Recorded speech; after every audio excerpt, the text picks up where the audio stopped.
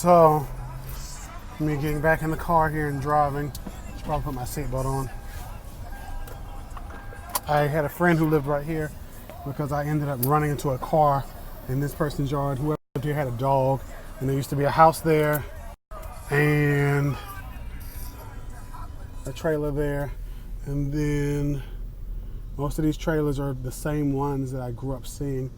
And here on Woods Run, right here in this house, and it looks like it's still a family, but there used to be the Garzas. They lived right here in 71.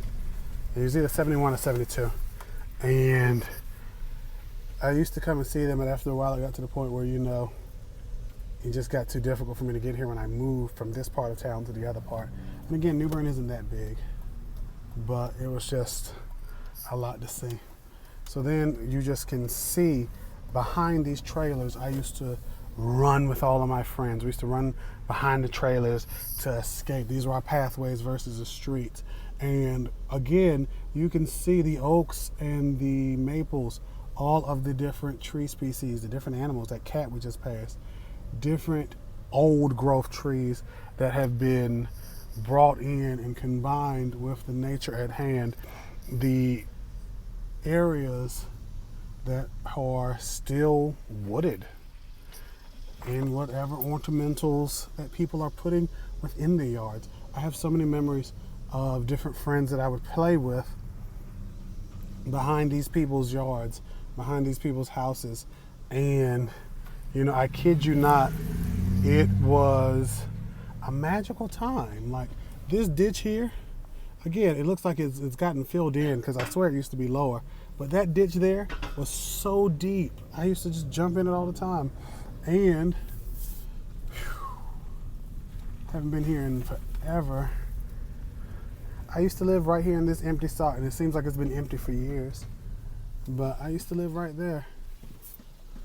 And I had friends who lived over here, and we would play in those woods over there.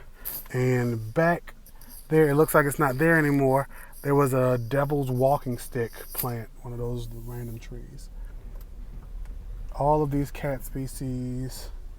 And God, this place, I almost feel sad because this place looks so terrible now. But there used to be a persimmon, and I think that actually still is persimmons. This is a persimmon tree I used to play with, and I would collect the persimmons. And I didn't know they were edible or they were persimmons because I was a child. And I would just have such a ball. And I would take these different plant pieces, like the grasses here that are cut, the persimmons, the oak parts, the different things, and I would just crush it up into a bottle. Let's see, last time I've been here, when I came many years ago, somebody didn't have this beautiful yard, all this coleus and all this stuff built up, so that's beautiful. But again, just imagine, if you will, and again, I can't run through people's yards because I don't know anybody out here anymore, and I'm kind of big, so I'm just big me. But these houses, I have such memory with some of these trailers that are still here, with some of these areas, or some of these trees that have been here since I was yet a child. I moved here when I was like 4 or 5, when I was 4 years old actually, and I had my 5th birthday out here. And these trees are still here. There was a tree, I don't know if I've passed it already, that fell during Hurricane Floyd and crushed one of these trailers. And the family was gone during that time. By the time they got back, it crushed their tree. This tree, there used to be a trailer that actually was arranged differently here on this property. And this tree here was dead when I was a child. And the young lady who lived here in this house way back yonder was like, I would just put stuff in the tree. And she's like, oh, that tree's never going to come back. And you could see it's just thriving.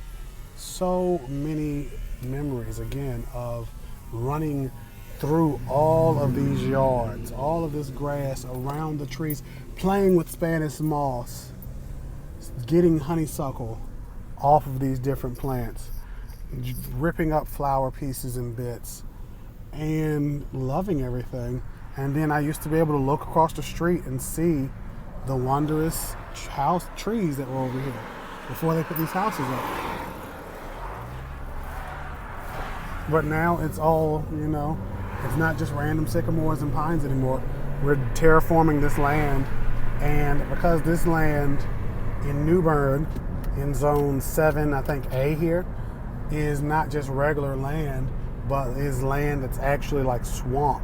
So I shouldn't say regular land like there's a such thing, but because this is actual swampish areas, the hydrology is lost. These aquatic species are lost. Things are never going to come back to the way that they were. And we build our houses, these houses that the people here mostly can't afford because they're so god awful expensive because, oh, look, you're on the water and you're near the beach. What are we doing? How are we helping this planet?